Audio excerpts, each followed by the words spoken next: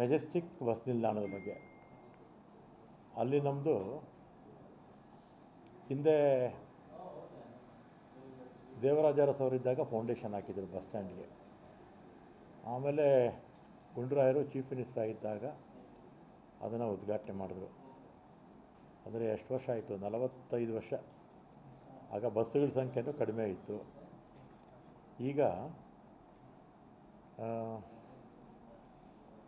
8,500 ಬಸ್ಸುಗಳು BMTCದು ಒಂದು ದಿನಕ್ಕೆ ಶೆಡ್ಯೂಲ್ಸು 8,500 ಟ್ರಿಪ್ಪು ಅಲ್ಲಿಂದ ಹೊರಡುತ್ತೆ. ಆಮೇಲೆ KSRTCದು 1,500 ಹೋಗುತ್ತೆ. ಒಟ್ಟು 10,000 ಹತ್ತತ್ರ ಬಸ್ಸುಗಳು ಪ್ರತಿದಿನ ಅಲ್ಲಿಂದ ಹೊರಡುತ್ತೆ. 10,000 ಬಸ್ಸು ಅಂದರೆ ಲೆಕ್ಕ ಹಾಕ್ಕೊಳ್ಳಿ ಒಂದು ನಿಮಿಷಕ್ಕೆ ಎಷ್ಟಾಯಿತು ಅಂತ. ಅಷ್ಟು ದಟ್ಟಣೆ ಆಗಿದೆ. ಅದಕ್ಕೆ ಈಗ ನಾನು ಹಿಂದೆ ಟ್ರಾನ್ಸ್ಪೋರ್ಟ್ ಮಿನಿಸ್ಟರ್ ಆಗಿದ್ದಾಗಲೇ ಒಂದು ಟವರ್ 16 ಅಂತಸ್ತಿನ ಒಂದು ಟವರ್ ಮಾಡಬೇಕು ಅಂತ ಅವಾಗ ಪ್ರಪೋಸಲ್ ಮಾಡೋದು ಆಗಲಿಲ್ಲ. ಈಗ ಮನೆ ಅಧಿಕಾರಿಗಳ ಜೊತೆ ಎಲ್ಲ ಚರ್ಚೆ ಮಾಡಿದ್ದೀವಿ. ಅಲ್ಲಿ ಏನು ಪ್ರತಿದಿನ 10,000 ಬಸ್ಸು ಹೊರಡಬೇಕಲ್ಲ, ಅದಕ್ಕೆ ತಕ್ಕನಾಗೆ ಒಂದು 3-4 ಅಂತಸ್ತು KSRTC BMTCಗೆ ಬೇಕಾಗುತ್ತೆ. 3-4 ಅಂತಸ್ತು ಬೇಕಾಗುತ್ತೆ.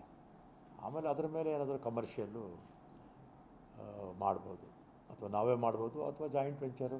ಇನ್ನು ತೀರ್ಮಾನ ಆಗಿಲ್ಲ. ಒಟ್ಟು ಕಡೆಗೆ ಒಂದು ಕನಿಷ್ಠ 3-4 ಫ್ಲೋರ್ ನಮಗೆ ಬೇಕಾಗುತ್ತೆ.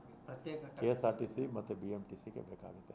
ಮೆಟ್ರೋನು ಅಲ್ಲೇ ಇದೆ, ಮತ್ತು ರೈಲ್ವೆ ಸ್ಟೇಷನ್ಗೆ ಅಲ್ಲಿಂದನೇ ಜಾಗ ಇದೆ, ಅವಶ್ಯಕತೆ ಇದೆ. ಅದು ಪ್ರತ್ಯೇಕ ಕಟ್ಟಡಗಳ ನಿರ್ಮಾಣ ಆಗುತ್ತೆ, ಅದರ ಜೊತೆಗೆ ಸುರಕ್ಷತೆ ಭದ್ರತೆ ಇಲ್ಲ ಎಲ್ಲ ದೊಡ್ಡ ಪ್ಲ್ಯಾನು ಇಂಜಿನಿಯರ್ ಪ್ರಪೋಸಲ್. ಇದು ಪ್ಲ್ಯಾನ್ ಯಾವ ರೀತಿ ಮಾಡಬೇಕಂತ ಇಂಜಿನಿಯರ್ಸ್ ಮಾಡ್ತಾರೆ.